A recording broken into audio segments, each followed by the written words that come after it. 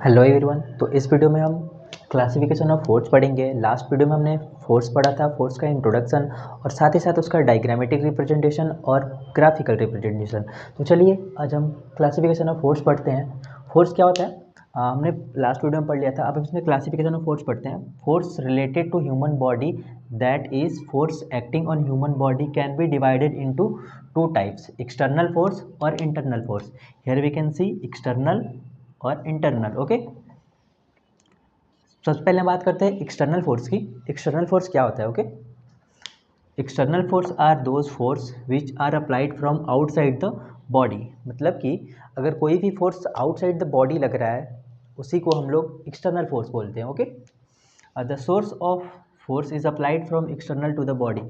इसका सोर्स कहाँ हो सकता है? आउटसाइड द बॉडी हो सकता है। ओके, और इसका एग्जाम्पल क्या है? Gravitational force. ओके, ग्रेविटी हमें नीचे की ओर पुल करती है तो ये एक एक्सटर्नल फोर्स का एग्जाम्पल है। ओके, अब हम बात करते हैं internal force. Okay, internal force क्या होता है? Internal force are those force which are applied from inside the body. Okay, external forces applied from outside the body but internal forces are applied from inside the body।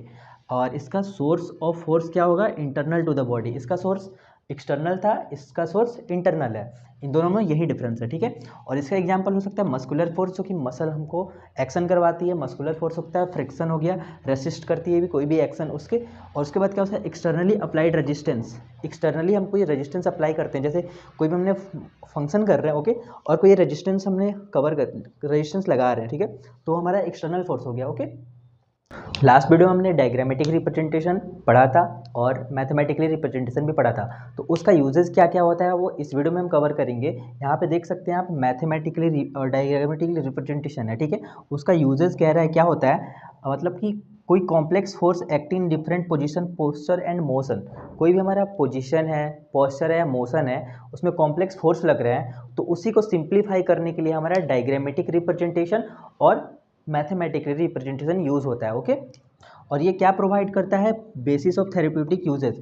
इससे हम लोग therapeutic uses लाते हैं, हमें आगे चल के ये पढ़ना होगा।